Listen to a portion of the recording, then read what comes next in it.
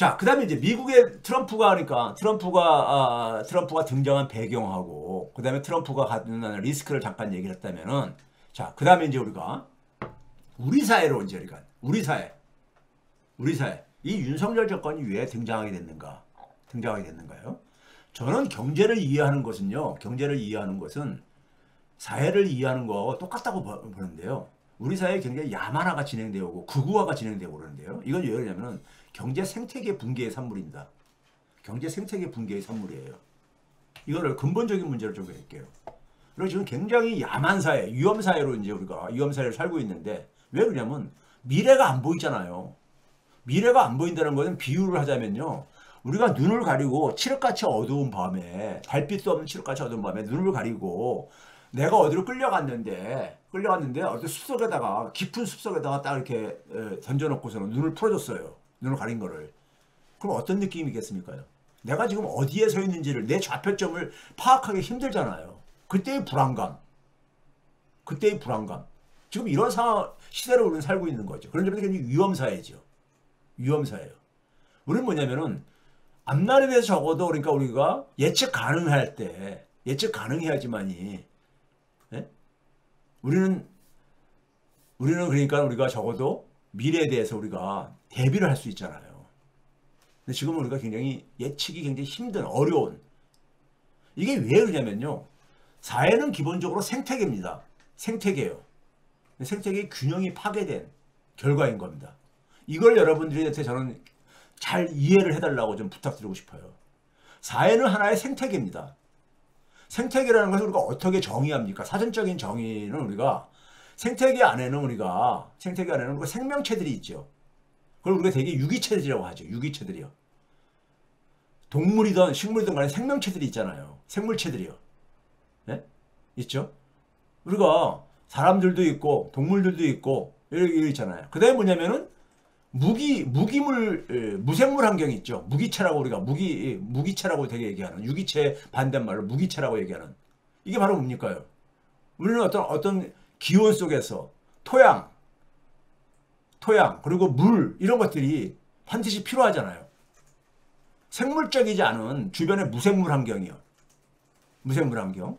산에 가게 되면 요새 산에 가기 굉장히 좋은 계절이잖아요. 산에 가게 되면 우리가 맑은 물이 흘러 내려오는 걸 보고 예? 그 물이 그러니까 결국은 식물들이 살아가게 해주는 하나의 원동력이고 그 물은 결국 토양 속에서 나오는 것이고 이런 거잖아요. 이런 것들이 없이는 우리가 살아갈 수가 없잖아요. 이런 것들이 파괴가 되게 되면은 결국 그 공간에서 살아가고 있는 생명체들도 영향을 받을 수밖에 없잖아요. 그게 소위 말하는 기후변화의 하나의 지금 우리가 예상되는 재앙 아닙니까요? 이게 총체적인 체계가 그러니까 우리가 이게 이제 하나 생태계잖아요. 생태계입니다.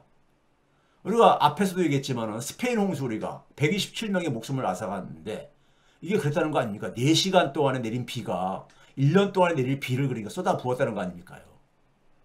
이게 바로 이제 우리가 흔히 얘기하는 무생물 환경의 중요성을 보여주는 우리가 기후위기로 이걸 되게 해석을 하잖아요. 네?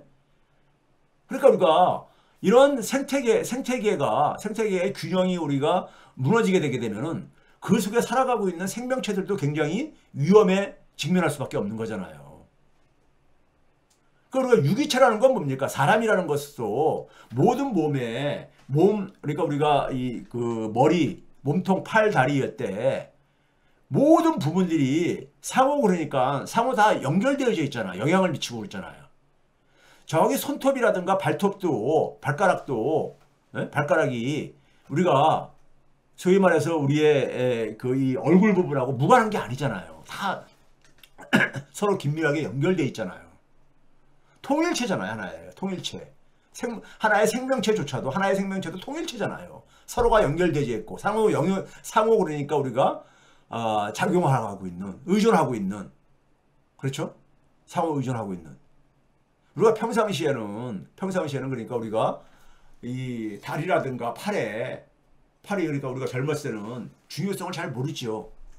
그것이 갖고 있는 그러니까 우리가 잘 작동하고 있는 기능을 그러다 나이 들면서 나이 드신 분들 보게 되면 무릎이 그러니까 안 좋다 이렇게 얘기했을 때 그걸로 인해서 제대로 그러니까는 활동을 못 하시게 되고, 활동을 못 하시게 되니까 또 건강이 악화되는 이런 영향을 미치잖아요. 그럼 경제도 마찬가지로 생태계입니다. 경제도 생태계예요. 사회 속의 한 부분이 경제인 거고 생태계입니다. 이거 생태계적인 관점이 국민들한테 굉장히 중요합니다. 이게요. 네? 이게 중요해요. 경제는 우리가 단순하게 얘기하게 되면 생산자와 소비자가 나눌 수 있잖아요. 생산자, 소비자가 다 연결되어 있잖아요. 하나의 통일체잖아요. 소비자 없는 생산자? 이거 상상할 수가 없잖아요. 요즘 우리가 흔히 얘기하는 자영업자들, 자영업 생태계가 붕괴되고 있는 거. 왜 그렇습니까요? 제가 늘 얘기하잖아요. 제가 자영업 하시는 분들이 교수님 너무 어려운데 도대체 뭘 해서 먹고 살아야 됩니까? 저한테 오래전부터 질문하면 제가 질문이 잘못됐습니다. 왜요? 그러니까 대한민국에서 뭘 해도 먹고 살기 참 힘든 지금 조건입니다. 상황입니다. 왜? 가게가 쓸 돈이 없습니다. 가게가, 소비자가. 제가 이렇게 간단히 대답을 하거든요. 그게 핵심이거든요.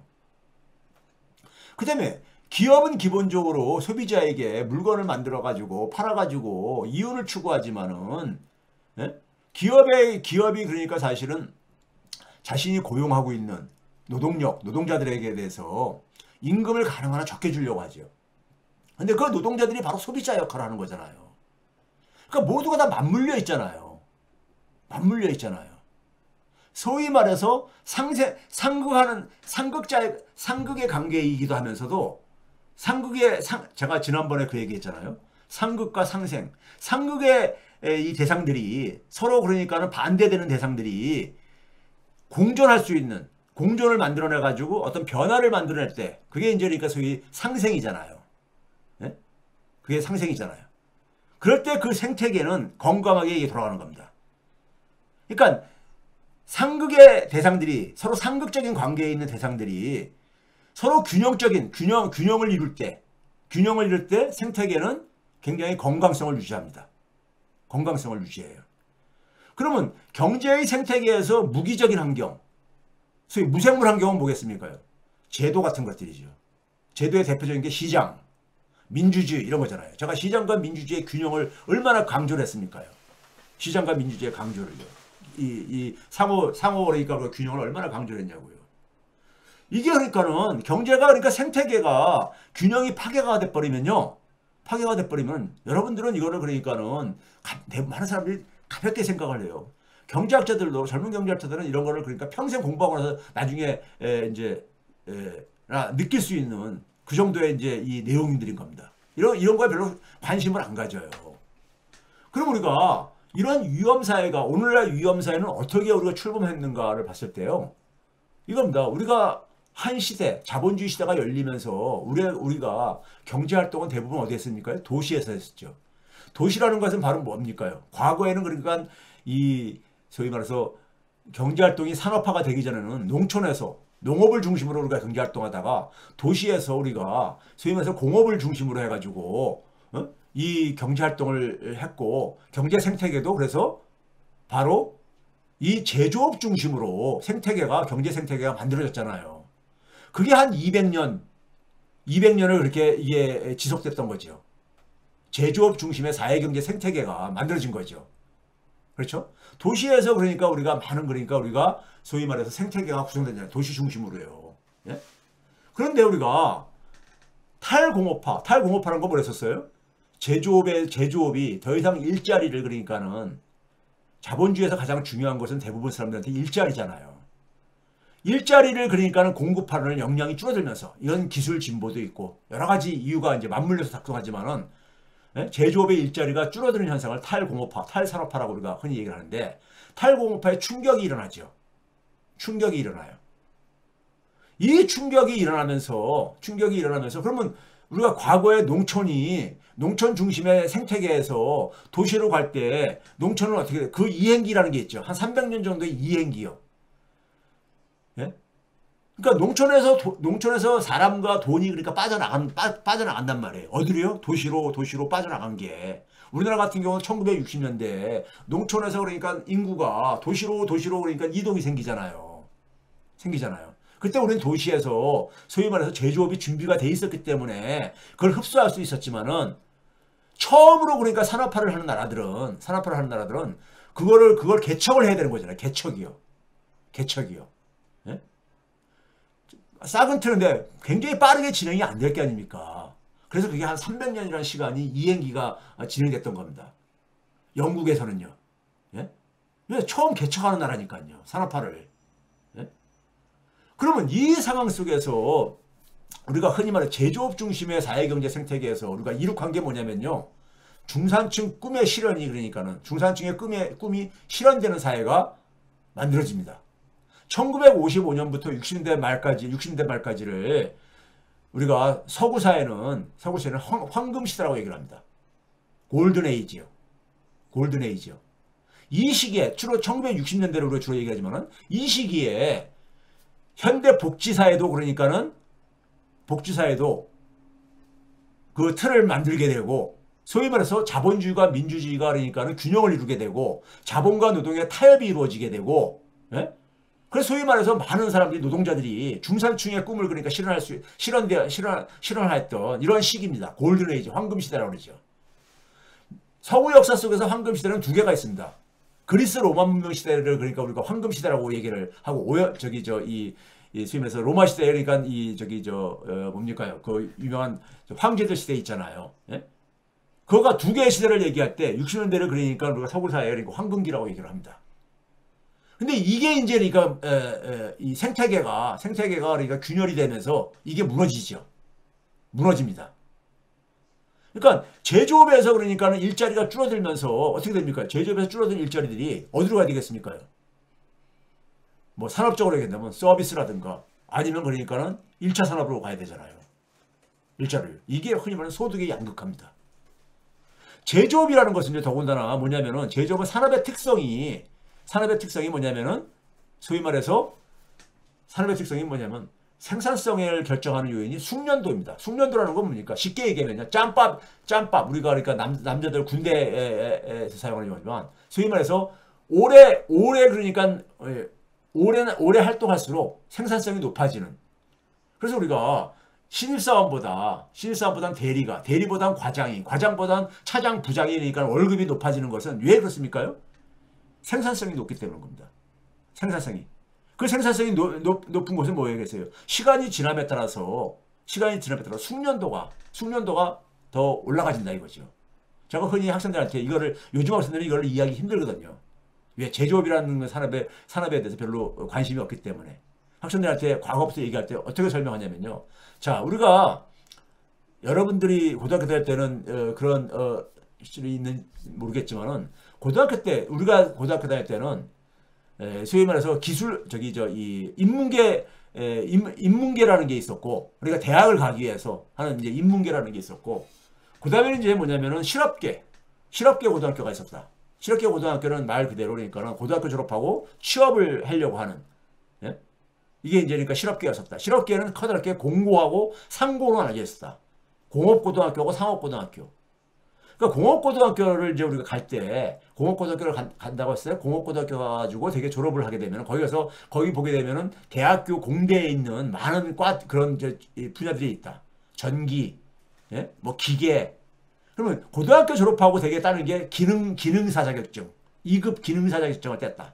2급 기능사. 대학교 가게 되면은 공대 더 이제 그러니까는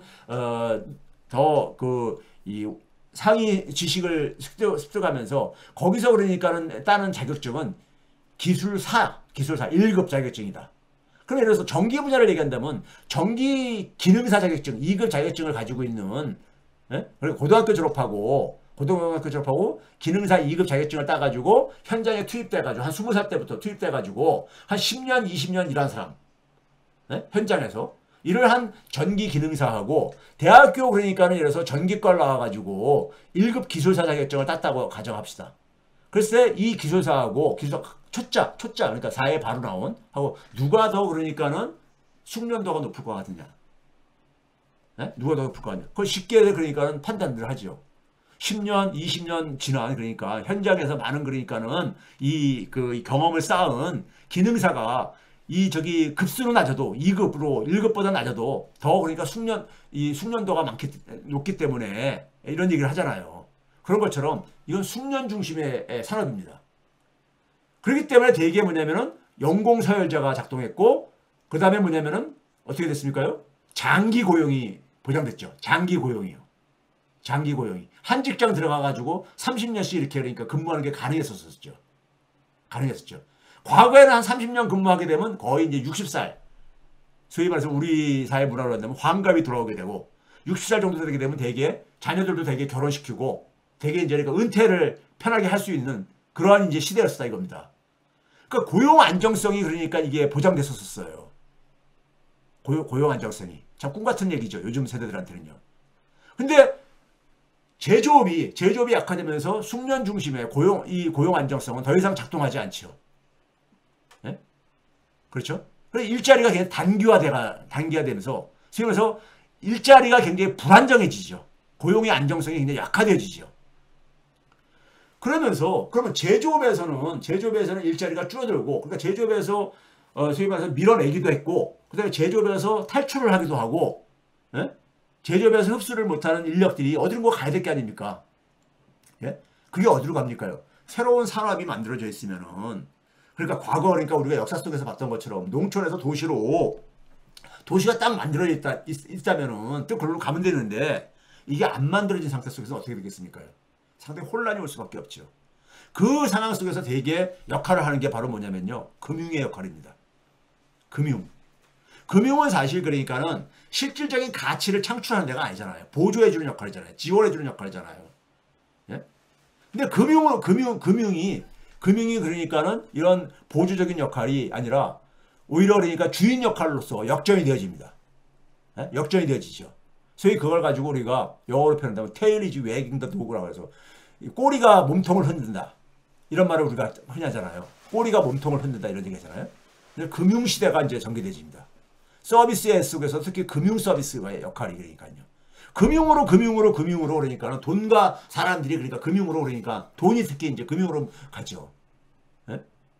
거기다가 이제 뭐냐면 고용 안정성이 약화되니까는 예? 안정성이 약화되니까 어떻게 했습니까? 개인들은요, 가게들은요. 예? 노후와 미래가 불안해지죠. 그리고 중산층은 경제적인 여유가 위협을 받죠. 그 미국도 보게 되면요. 제가 이제 80년대 공부할 때 보면은 미국 사회 하나에 우리가 굉장히 갖고 있는 가치 규범 대표적인 게 뭐냐면 케어 문화입니다. 케어. 상대방에 대한 배려. 이런 건데 90년대 제가 다시 가보니까 그게 굉장히 약화됐더라고요. 사람들이 여유가 없는 거야. 우리가 그런 말 있잖아요. 여유도 그러니까는 이 곳간에서 나온다. 곳간에서. 사람들이 경제적으로 그러니까 여유가 있을 때 다른 사람들한테도 그러니까 굉장히 우리가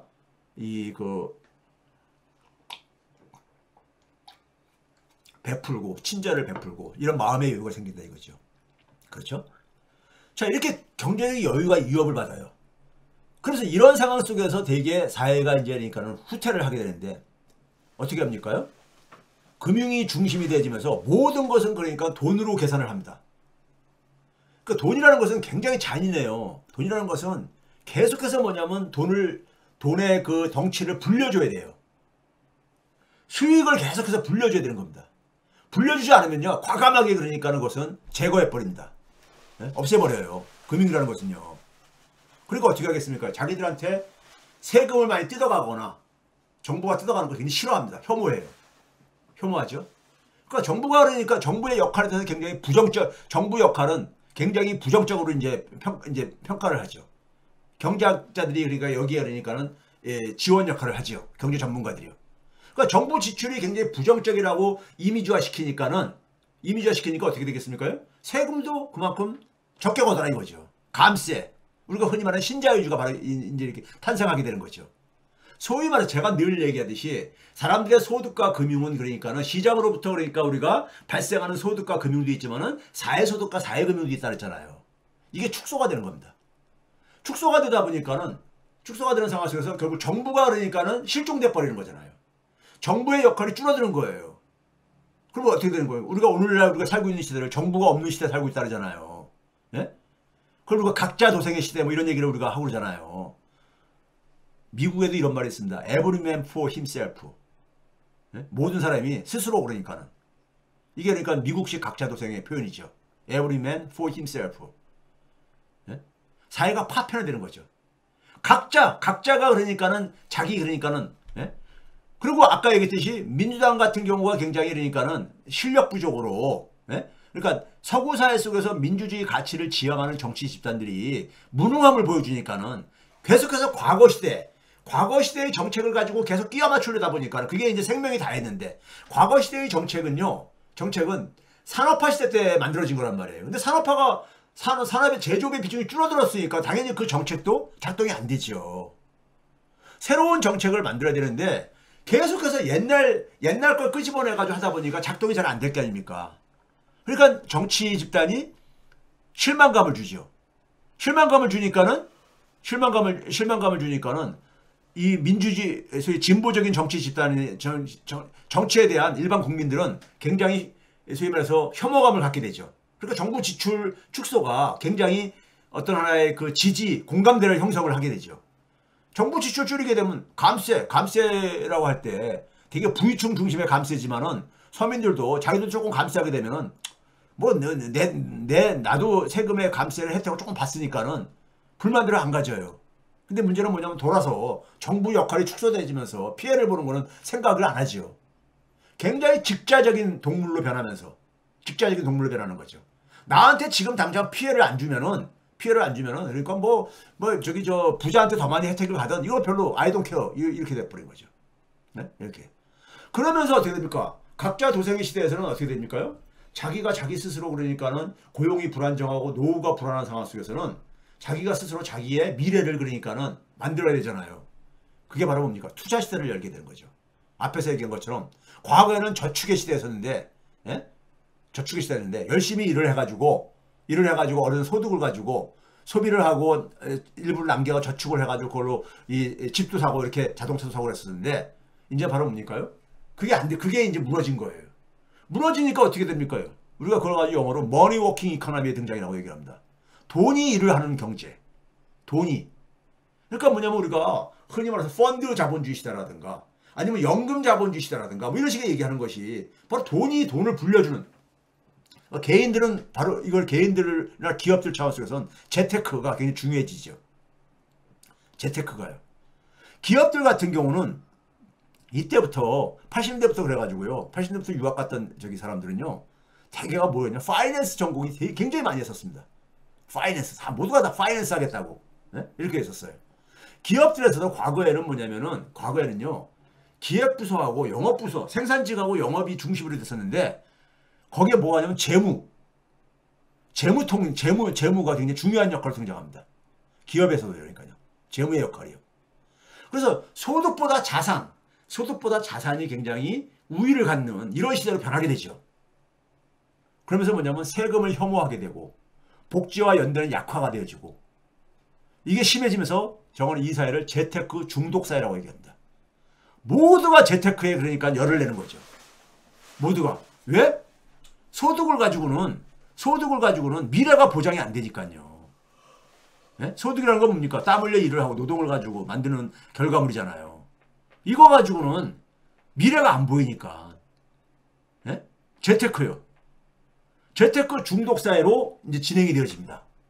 여러분 한번 봐보세요. 이게 이제 미국의 제조업 부문의 이윤율입니다. 이윤율이요. 미국이 65년도에 제조업의 이윤율이 36.4%를 찍고 정점을 찍고 쭉 떨어져 가잖아요. 돈이라는 것은요. 굉장히 철저합니다. 돈이라는 것은 수익을 계속 늘려줘야지만이 돈은 그러니까는 몰려옵니다. 네? 돈을 벌어주지 못하면 돈은 떠나요. 이건 아주 냉정해요. 냉정합니다. 그러니까는 제조업에 자본을 투자하게 되면은 그 수익률이 60년대에는 이게 딱 증가했잖아요. 60년대 24.8%, 36.4%까지 중반까지 쭉 증가합니다. 이 시기가 소위 말해서 완전고용의 시대였었어요. 미국도요. 완전고용 시대. 소위 미국의 중산층의급 영화에서 보게 되면은 개인주택 갖고 있고 잔디밭이 있는 개인주택에다가 자동차 그러니까 소위 말해서 중형 대형차 이런 미국 땅덩어리 넓으니까 되게 6기통 이상의 이런 차들이 그러니까는 갖고 있고 이런 모습들. 그리고 사람들이 굉장히 뭐냐면 배려심도 있고 뭐 이런 것들이요. 이게 60대 말부터 그러니까 이게 꺾이기 시작하죠. 그리고 굉장히 우울한 얘기도 많이 들리죠. 월남전에서 패망하고 그다음에 무슨 뭐 이런 것들이 계속해서. 예? 근데 이게 쭉 떨어지잖아요. 그러니까 당연히 어떻게 했습니까? 제조업에서 자본들이 제조업에서 떠나죠. 이탈하죠. 그게 어디로 가느냐? 금융으로 가죠. 금융으로요. 그래서 어떤 사람들은 이것을 카지노 자본주의라 이렇게 이야기하죠. 그러니까 이 과정이 탈공업화였던 겁니다.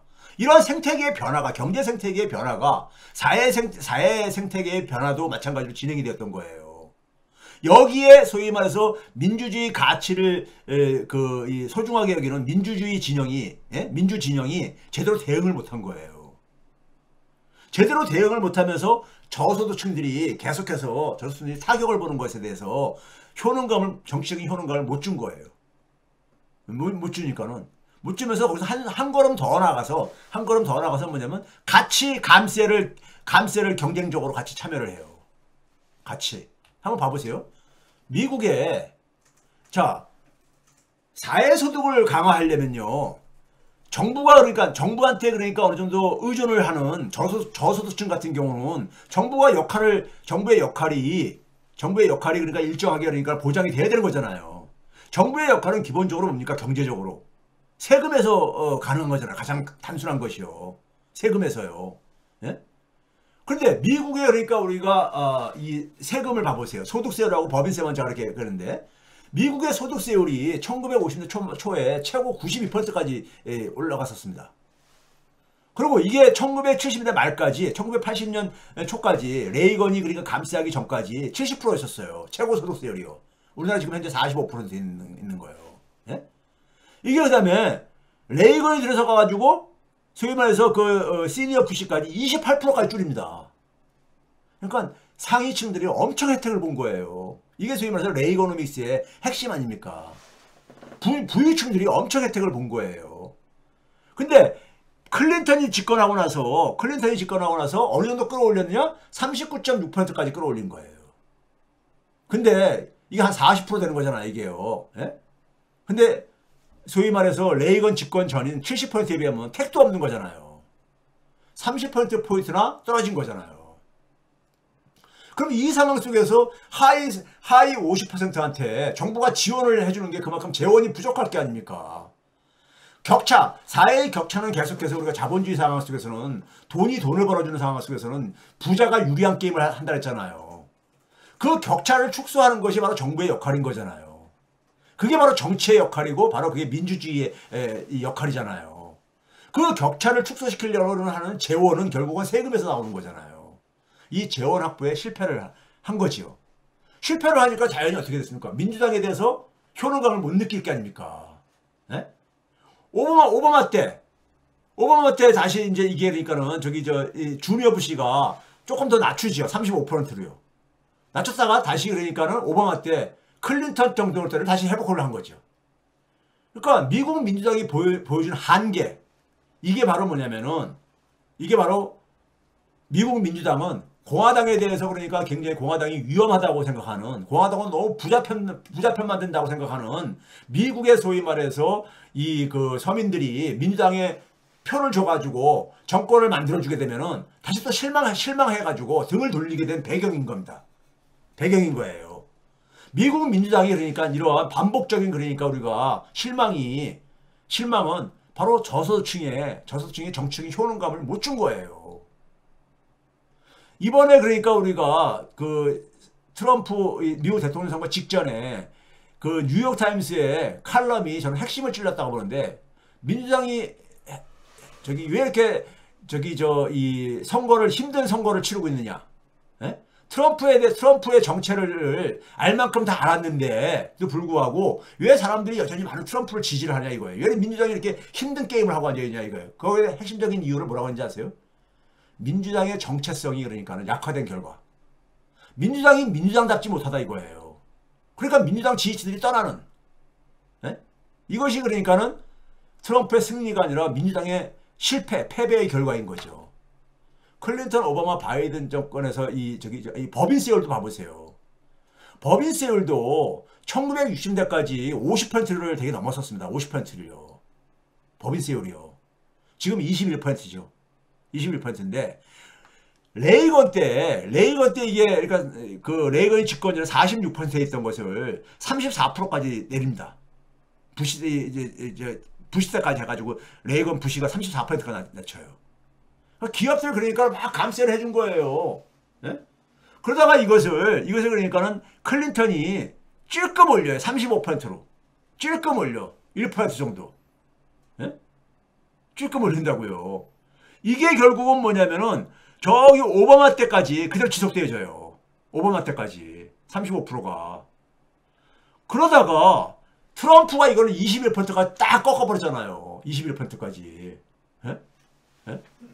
근데 이거를 가지고 바이든이 이걸 원상복구도 못하고 뭐 부자들한테 증세한다 말만 그렇게 했지 실행을 하나도 못한 거야. 바이든 정부에서요. 그러니까는 바이든 정부에 대해서 민주당이 볼 때는 니네들은 공화당하고 도대체 차이가 뭐냐 이렇게 생각할 게 아닙니까? 어? 차이가 뭐냐 그렇게 아니에요. 그렇죠? 이 실망입니다. 실망이요. 그 미국에 우리가 저는 중요하게 보는 게 자산과 관련해서 자산의 격차는 여러 가지로 얘기했었지만요. 소득 대비 자산이요. 소득 대비 자산이요. 예?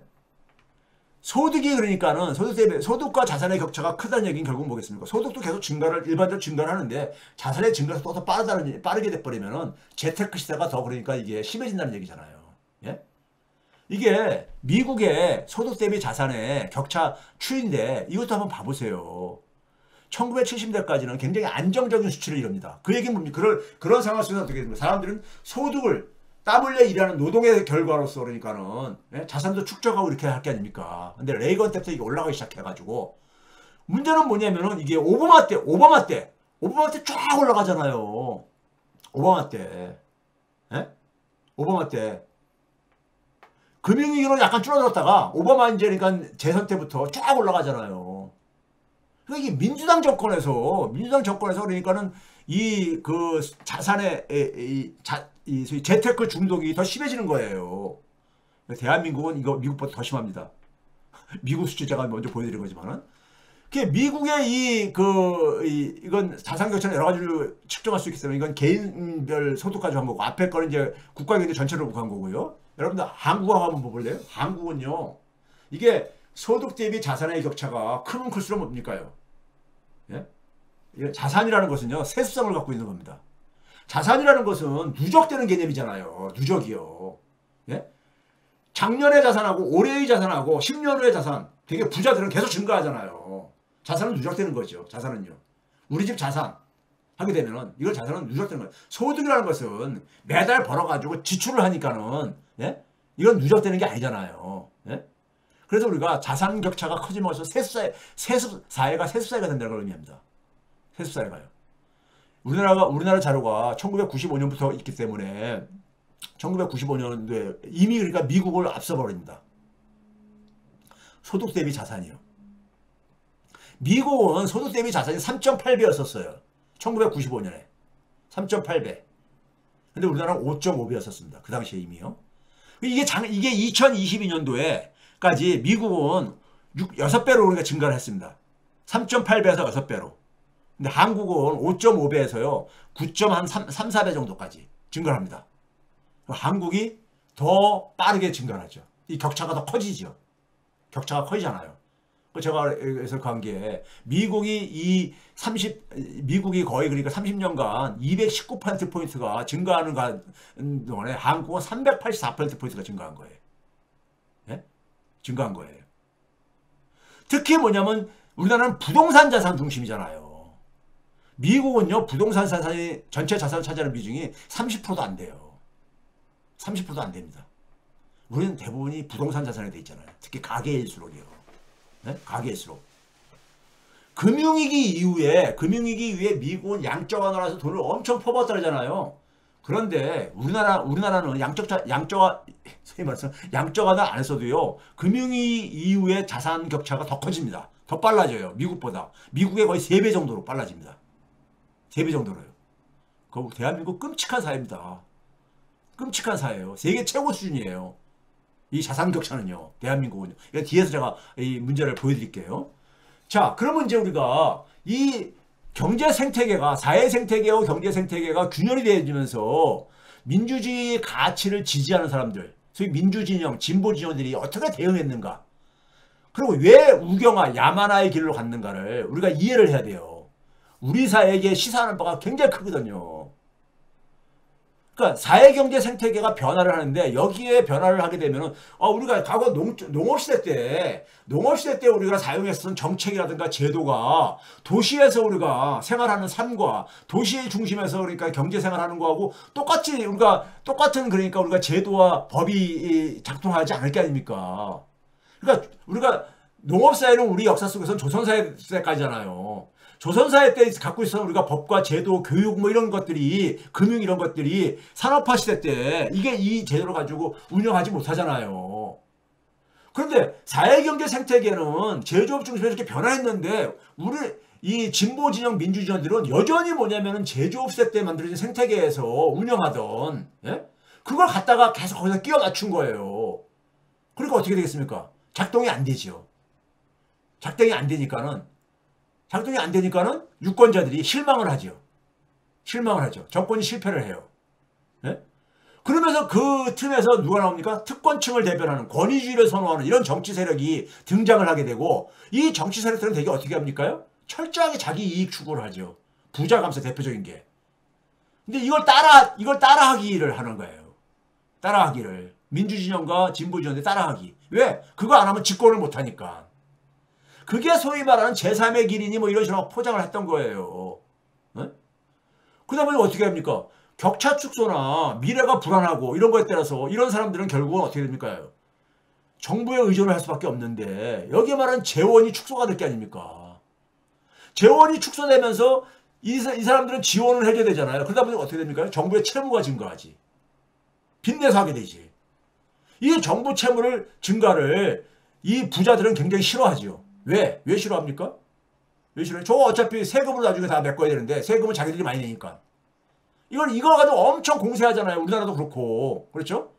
그러니까 격차를 축소하는데 적극적으로 그러니까 대응을 못하는 거야. 정부가 돈을 써야 되는데 그들을 위해 가지고 시장에서 그러니까 우리가 외면당하고 탈락한 사람들에 대해서 정부가 그러니까는 역할을 해줘야 되는데 이걸 가는 거죠. 네? 그러다 보니까는 근데 여기서 민주진영과 진보진영들은 되게 어떻게 합니까? 예? 이런 그러니까 소위 말해서 권위주의 선호하고 특권을 선호하는 정치 세력을 따라하면서 칼라의 차이가 없어지는 거야. 칼라의 차이가요. 예? 대한민국에도 민주당의 많은 정치인들은요. 제가 늘 항상 얘기했잖아요. 국힘당의 정치인들하고 별 차이 없다. 민주당하고 국힘당하고 차이를 명확하게 보여주는 건요.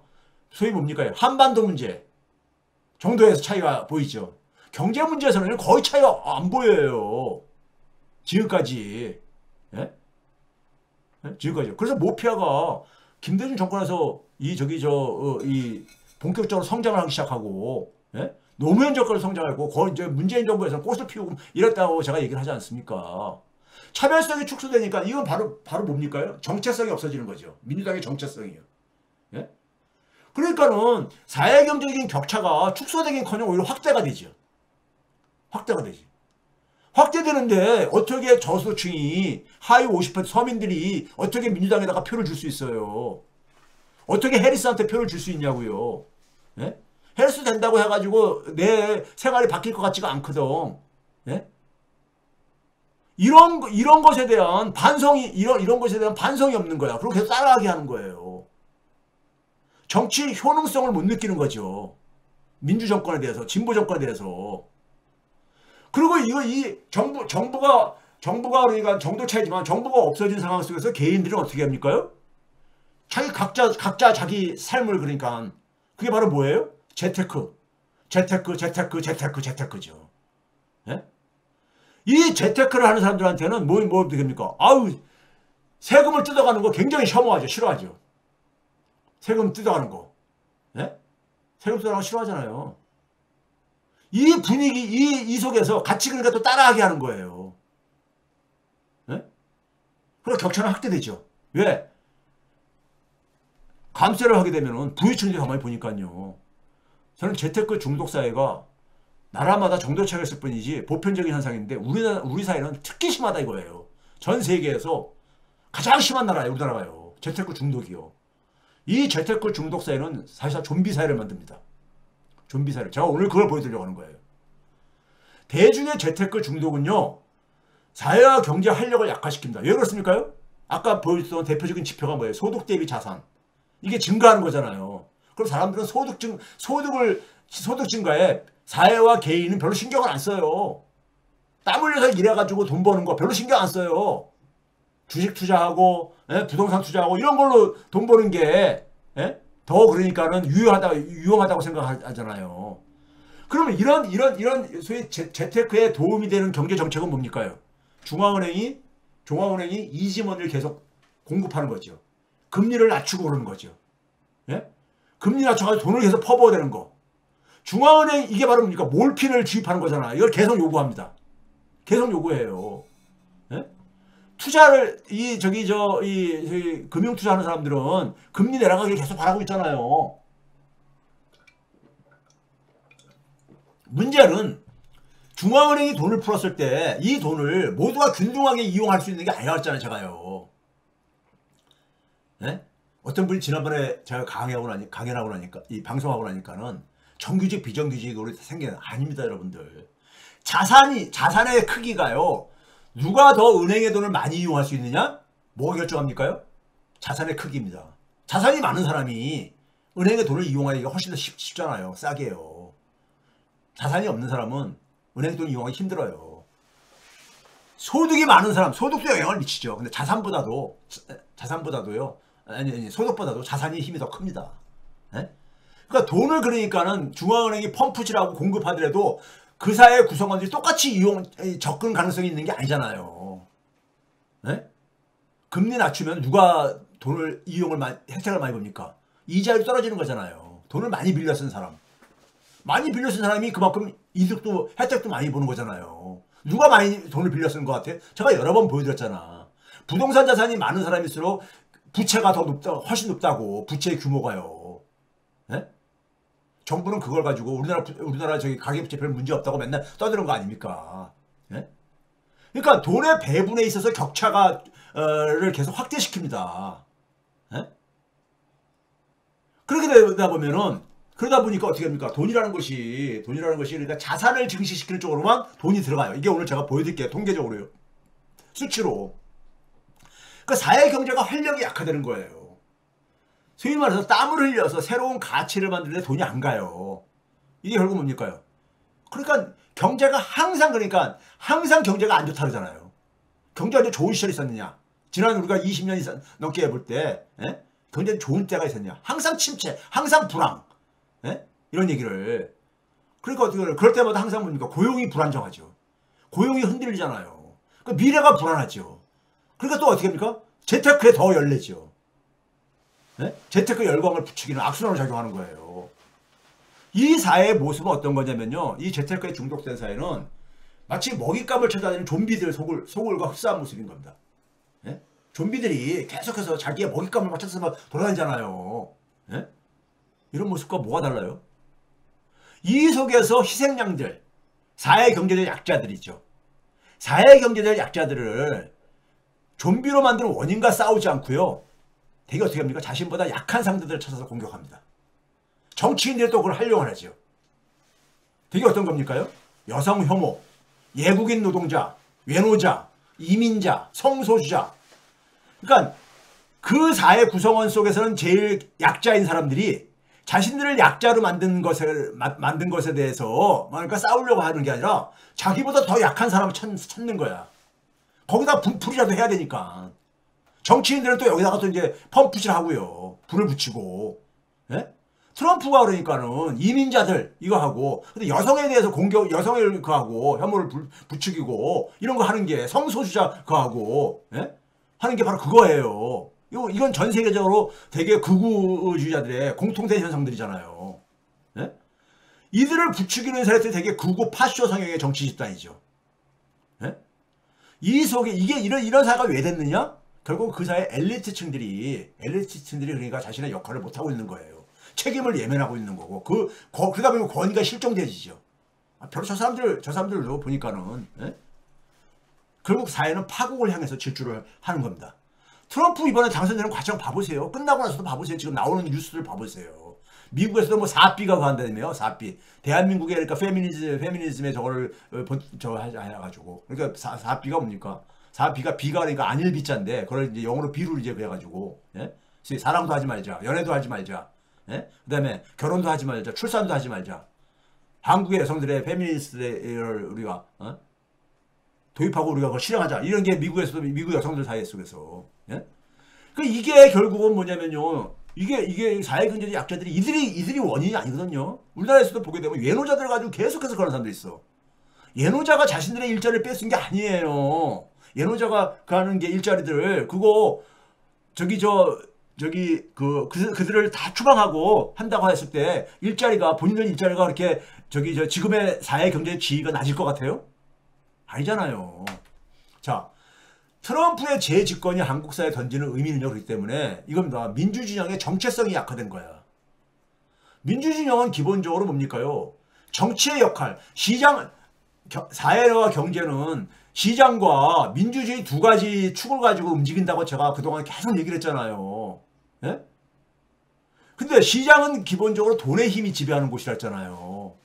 그거를 소위 말해서 균형을 맞춰주는 역할이 정치, 민주주의의 역할이라 했잖아요. 네? 그렇잖아요. 그 부분이 경제적으로 돈으로 표현한다면 사회소득과 사회금융이라고 했잖아요. 이 부분을 강화를 해야 되는데 이게 강화를 못한 거지. 왜 못한 거예요? 과거의 방식을 가지고 계속 하려고 끼워 맞추기 하다 보니까 작동이 안 된 거죠. 아니 정책이라는 것이 그러니까 초역사적인 정책이 어디 있습니까? 20세기 초에 먹혔던 잘 작동했던 것이 20세기 전반기에 작동됐던 것이 100년 후인 21세기에 작동이 되리라는 보장이 어디 있어요. 예? 그 결과 결국은 따라하기.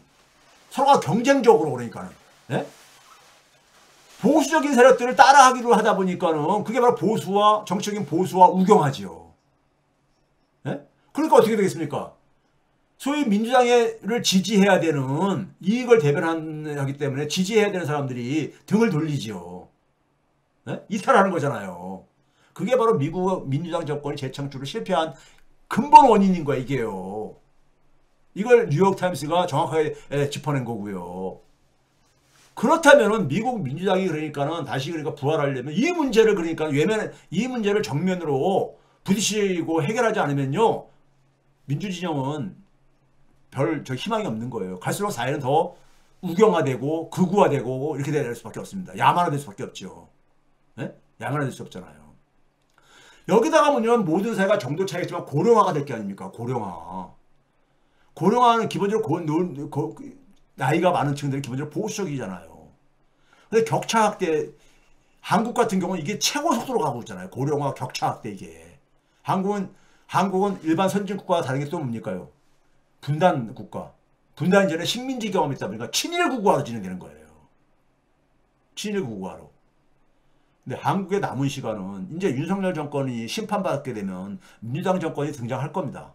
하는데 민주당 정권이 이 문제를 정면 승부하지 않으면요. 또 뺏깁니다. 정권이요. 또 뺏겨. 또 뺏기면 그 다음에는 윤석열 정권권 이상의 친일 구구 정권이 다시 탄생할 가능성이 높습니다. 이거를 국민들이 아셔야 돼요. 민주당이 알아야 돼요. 그래서 이 연장선에서 최근에 금투세 폐지 있었잖아요. 그래서 이거를 하면서 어떤 식의 표현을 했습니까? 정무적 판단을 내렸다 했었어요. 금투세 폐지는 사실 민주당 정권의 정체성과 안 맞는 겁니다. 예? 안 맞는 거예요. 그렇기 때문에 소위 말해서 민주당 내지는 이재명과 그러니까는 그 정치적 가치를 공유하는 지지층들은 여기에 대해서 굉장히 고통스럽게 받아들이고 있습니다. 슬프게 받아들이고 있어요. 근데 정무적 판단이라는 것을 판단을 일단 할 수밖에 없다. 이번에는 이걸 이해를 하는 거예요. 왜 그렇습니까요? 이거를 이해하려면요. 우리 사회는 많은 국민이 이미 서민들조차 이미 재테크에 중독된 존재들입니다. 이거 기분 나쁘게 생각하지 마세요. 우리 냉정하게 생각해 보자고요. 다 재테크에 관심들 가지고 살고 있잖아요. 네? 부동산 부동산 정책과 관련해서 한번 봐보세요. 네? 소위 그러니까 우리가 그 뭡니까 저기 이 종토세, 종합부동산세 같은 경우도 그러니까 우리가 예? 상위 2% 해당되는 것에 대해서 같이 그러니까는 일반 그러니까는 우리가 하는 거랑 똑같아 이거예요. 금투세 폐지나. 대다수 국민이 왜 재테크에 중독되는 거예요? 예? 이거는 90년대 이후 앞에 이제 통계 수치를 보여드리겠지만요. 특히 외환위기 이후 미래가 불안하고 희망이 소멸돼 버렸잖아요. 이게 증가하고 있잖아요. 갈수록 악화되고 있잖아요. 경제는 보게 되면 항상 안 좋다고 얘기 나오는 게 우리 일반 서민들이 느끼는 거잖아요. 그런데 그런 상황 속에서 정부가 존재하지 않아 갈수록 이들에게 사회경제적 약자를 위한 정부는 존재하지가 않아요. 예? 부자들을 위한 정부만 존재해야 할 뿐이야. 특권층만을 위한 정부만 존재하는 거예요. 그러다 보니까 오래전부터 대다수 서민들한테는 대한민국은 각자 도생의 사회인 거야. 예? 이런 상황 속에서 많은 국민들이 재테크에 중독이 된 거예요. 정부가 존재하지 않으니까 각자가 자기가 알아서 자기 살 길을 찾아야 될 게 아닙니까? 그 길이 바로 뭐냐? 재테크예요. 재테크에 중독인 거예요. 근데 충분한 근거가 없음에도 금투세 도입하게 되면 주가 폭락한다 이거야. 이게 왜 이게 근거가 없는 거거든요. 전문가들이 볼 때는 근거가 없는 거야. 그러니까 소위 큰 소리를 떠난다. 이거 큰 소리 떠나는 것도 근거가 없는 거예요. 네? 논리적으로. 그런데 왜 그러냐? 우리나라 주가 지금 봐보세요. 윤석열 정권 출범 때보다 오히려 마이너스 수익률을 기록하고 있잖아요. 주가는 마이너스 수익을 기록하기 힘들어요. 장기적으로는요. 근데 마이너스 수익을 기록하고 있잖아요. 그러니까 대한민국 주식에 투자한 사람들은 평균적으로 아주 지금 죽을 맛인 거예요.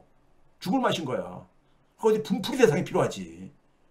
아유 너무 짜증이 나는 거야. 주식 투자하시는 분들은. 대한민국 주식에 투자하는 분들은요. 예? 그러니까 여기에 뭐냐면 자신들의 재테크에 부정적으로 이게 요인이라고 생각하면은 계속 민감하게 공격할 수밖에 없어요. 아, 가뜩이나 지금 과거에 그러니까 우리가 문재인 정부 때 최저임금 인상할 때 자영업자들이 심지어 그러니까는 고용을 하지 않는 자영업자들까지 같이 그러니까 막 하면서 했던 이유가 이러니까 가뜩이나 장사 안 돼 죽겠는데 그래서 아주 힘들어 죽겠는데 예? 누가 뺨 때려준 거야. 울고 싶은데. 이런 것처럼 이것도 금투세도 그런 식으로 작용하는 겁니다. 그러니까 분풀이 대상을 찾는데 이게 비이성적인 분풀이 대상을 찾는 거예요. 예? 분풀이 대상을. 금투세를 그렇게 받아들인 겁니다. 저는 볼 때 비이성적인 분풀이 대상을 찾은 거예요. 여기에 근데 이거 조사해보게 되면 여론조사하게 되면 이재명 대표가 그런 얘기 했잖아요. 1,500만 명의 주식 투자자가 있고 너무 힘들다. 우리나라 주식시장이 지금. 이런 얘기 했잖아요. 이들은 기본적으로 재테크에 집중하는 적어도 적극적으로 집중하는 주식 재테크에 집중하는 사람들이잖아요. 예? 그러니까 이들 중에 이들의 이 정서를 그냥 외면할 수가 없는 현실. 예? 그래서 이거를 뭐냐면 정무적 판단이라고 표현을 한 겁니다. 전술적으로 전략이 아니라 전술적으로 민주당 칼라의 전술이 아님에도 불구하고 상당한 오랜 시간을 그러니까 여기다가 소모했잖아요. 이거 결정하는 데 속에서요. 이거 보면 뭡니까? 과거에 우리가 지난 30년 넘게 민주진영이 보수 중에 끌려다니는 거, 감스에 끌려다니는 거, 그거의 연장이에요, 이것도요. 그러면 이거 결과로 결국은 격차 확대도 악순환될 것 같은 거. 예? 일부 진보적인 전문가들이 뭐라고 합니까? 예? 진보적인 전문가들이 지금 재정도 굉장히 취약해지는데 예? 여기서 이거 금투세까지 포기하게 되면은 같이 똑같은 그 재정 위기를 똑같이 거기에 편승하는 게 아니냐 이런 식의 이제 지적을 하거든요. 그건 맞는 얘기예요. 그런데도 불구하고 이게 정무적 판단이라는 건 뭐냐? 자, 여러분들 한번 생각해 보세요. 이게 정무적 판단이라고 했던 것은 뭐냐면은 자, 이거를 그러니까 일단 우리 사회가 이렇게 망가진 거예요. 상처를 입은 사람들이 많아. 재테크에 중독된 존재들이.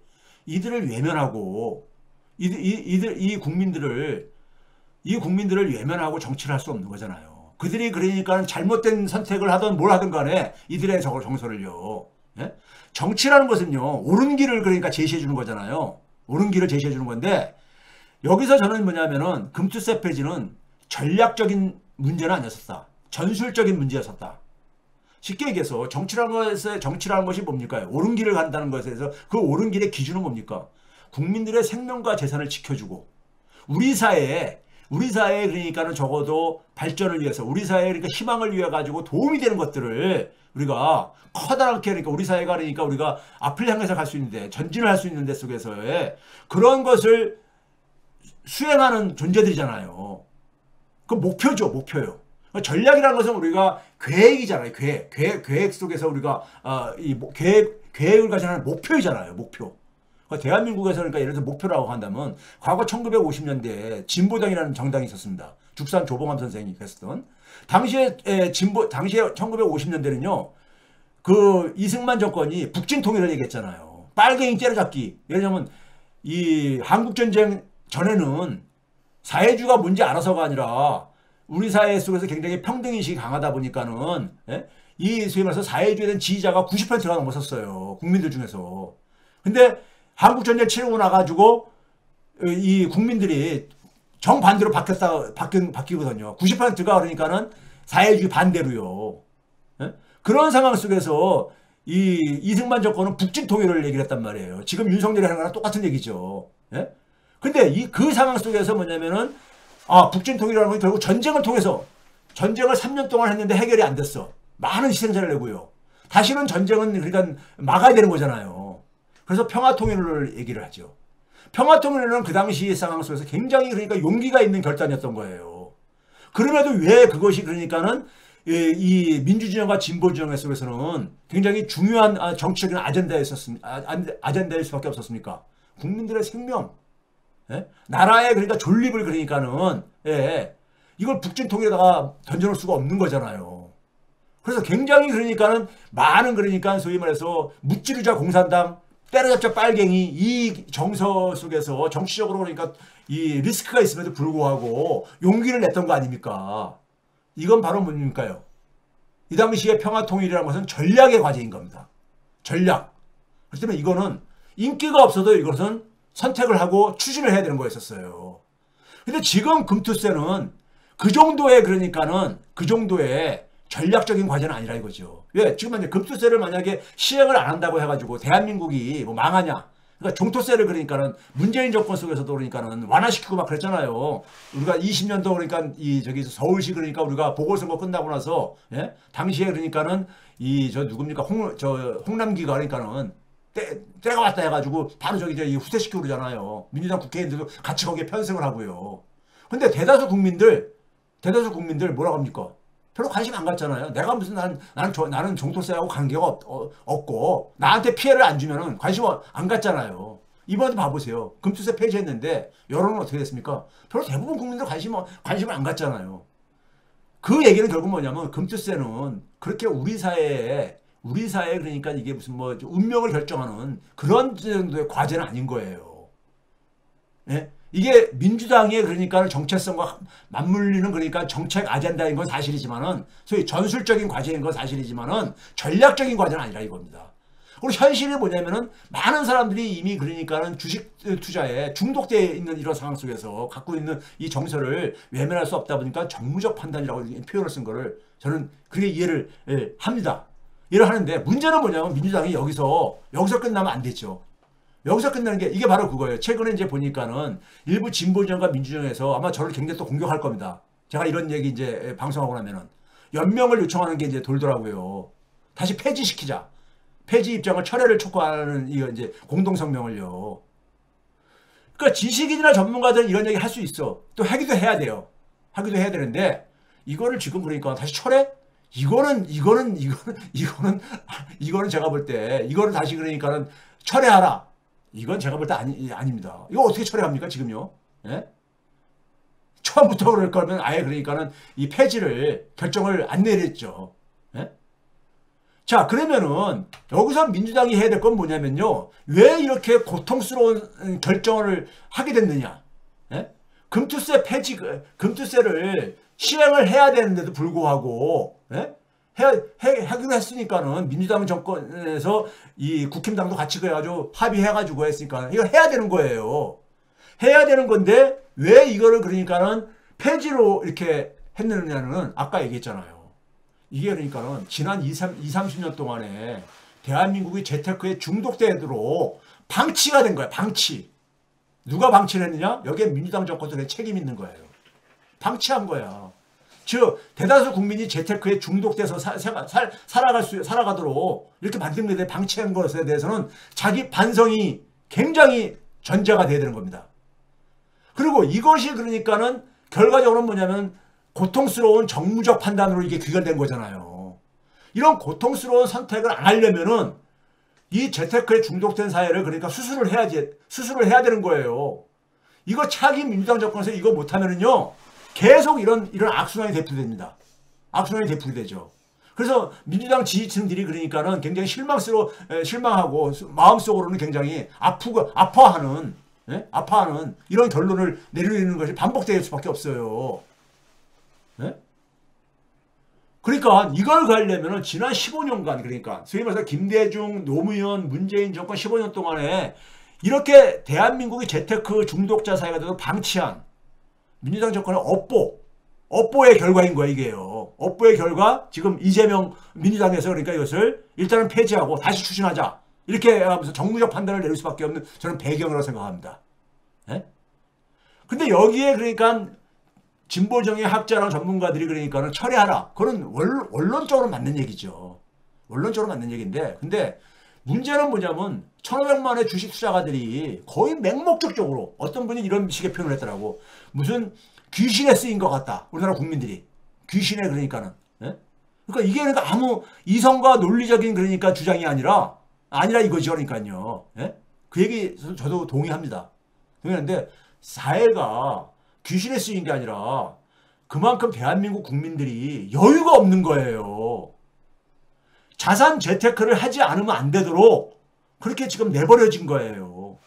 각자 도생으로 살아갈 수밖에 없게끔 이렇게 만들어버린 거야. 누가 이건 국힘당만이 아니라 민주당도 같이 이렇게 한 거예요. 그러다 보니까는 민주당을 지지해야 되는 소위 사회경제적인 약자층들이 민주당을 지지 안 한다는 역설을 얘기를 하고 그러잖아요. 이건 역설이 아니라 당연한 거예요. 통계 수치가 보여줘요. 민주당 정권에서 자신들의 생계 생활이 낮은 게 없다 이렇게 보는 거거든요. 예? 이거를 방치하면요, 계속 방치하면 대중의 정치 혐오는 갈수록 커집니다. 혐오가 커지면 커질수록 대중은 결국 뭐냐면 민주당에다 등을 돌립니다. 그럼 사회는 우경화될 수밖에 없죠. 극우화. 이 악순환고리를 끊는 것이 민주당 정치력의 과제인 겁니다. 이거 끊지 못하면 대한민국 최악의 상황으로 갑니다. 예? 그러니까 기본적으로 뭡니까? 불안해. 지금 현재 그러니까 대부분 국민들이 불안해. 그리고 미래도 불확실해. 현실은 뭐냐면 돈의 힘에 의해서 게임은 심화돼지고 있어. 돈이 많은 사람이 돈을 더 벌기 쉬운. 그리고 격차는 확대돼. 대다수는 뭐냐면 미래에 희망이 없어. 그러니까 불안과 불확실성은 계속 더 증폭돼. 사회는 야만화돼지고 극우화되는 거죠. 이 악순환고리를 끊지 않으면요 민주당에는 희망이 없습니다. 희망이 없는 거야. 이 악순환을요. 이게 안 넘어가네요.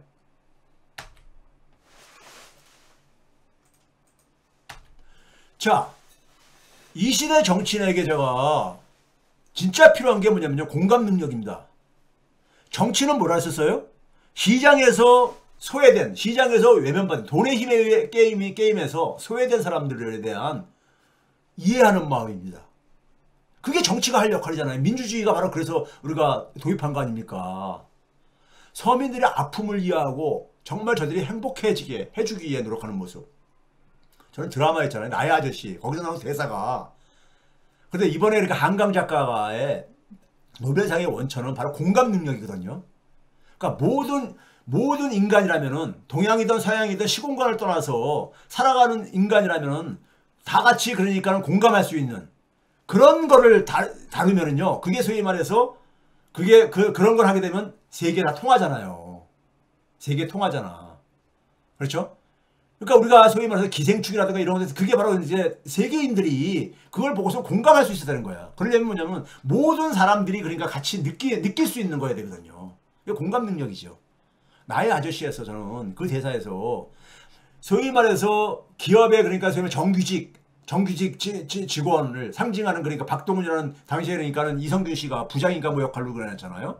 근데 지환이라는 그러니까 사회적으로 그러니까 굉장히 어떻게 보면은 소외되고 외면된 이런 저기 가녀린 이 저기 이 여성 아이유가 이제 그 역할했잖아요.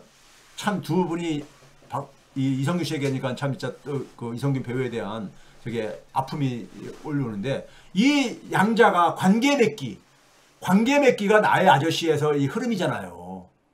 이 관계 맺기가를 가능하게 했던 힘이 바로 뭡니까? 공감 능력이었었잖아요. 그 대표적인 제가 대사 여러분들 기억할 거예요. 이런 술자리 팀원들과 회식 술자리가 있었잖아요. 그냥 소주집에서 그때 이제 박동훈이 뭐냐면은 자기가 부장이니까 자기 팀원들한테 너희들은 걔 안 불쌍하냐? 이렇게 이제 말을 딱 꺼내니까는 한 직원이 소주차를 들이키면서 뭐가 불쌍한데요? 이런 식으로 퉁명스럽게 대답하죠. 그러니까 박동훈이 뭐냐면은 이런 얘기를 하죠. 박동훈 부장이. 경직된 인간들은 다 불쌍해. 경직된 인간들이란 건 뭡니까요? 그 사회 사회 틀이라는 건 뭐예요? 사회 틀은 뭐냐면 정규직, 특권층, 이들이 만든 틀이지요. 이 틀에 그러니까는 굉장히 묶여져 있는 그 틀로 모든 세상을 해석하고 그 틀에서 소외된 사람들은 그러니까는 같은 구성원으로 취급하지 않는, 예? 이런 걸 저는 그렇게 이해를 했어요. 살아온 날들이 다 말해주잖아. 상처받은 아이들은 너무 일찍 커버려. 그게 보여. 그래서 불쌍해. 이런 대사가 나오는데 저는 이게 아주 명대사인 것 같아요. 당시에 이거 들으면서 저도 눈물이 좀 나오려더라고요. 그러니까 이 대화를 밖에서 이제 그러니까 그 당시 이 박동훈 부장에 대해서 도청하라고 해가지고 그 상사가 사장인가요? 누구예요? 그 와이프하고 바람피는 그 가게에서, 예? 그걸 이제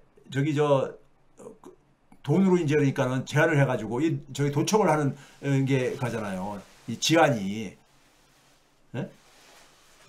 근데 장면이 바뀌어가지고 지환이 할머니가 이제 아파가지고 병원에 이제 입원해 계신 할머니를 찾아. 할머니가 손숙 배우가 이제 그러니까 그 역할 했잖아요. 지환에게. 예?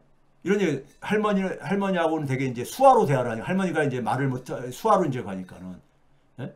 할머니를 그 당시에 아마 제 기억으로 업고 이제 병원에 이제 그랬을 때 이제 도와줬는가 할머니 그분은 잘 계시고 할머니가 이제 그런 얘기를 하지요. 그래서 지환이 여기에 대해서 그러니까는 표정으로만 대답을 하고 눈물을 흘리고 있으니까 할머니가 근데 왜 울어? 잘 계시다는데 지환이가 뭐라고 하냐면은 아이유가 지환이 좋아서 나랑 친한 사람 중에도 그런 사람이 있다는 것이 그게 무슨 말입니까? 그 좋은 사람이 자기하고도 그러니까는 친한 인간관계가 맺어진 사람이 있다는 거예요. 이제 박동훈이 이제 그런 존재라는 거죠. 예? 그러니까는 그 사람에 대해서 고맙고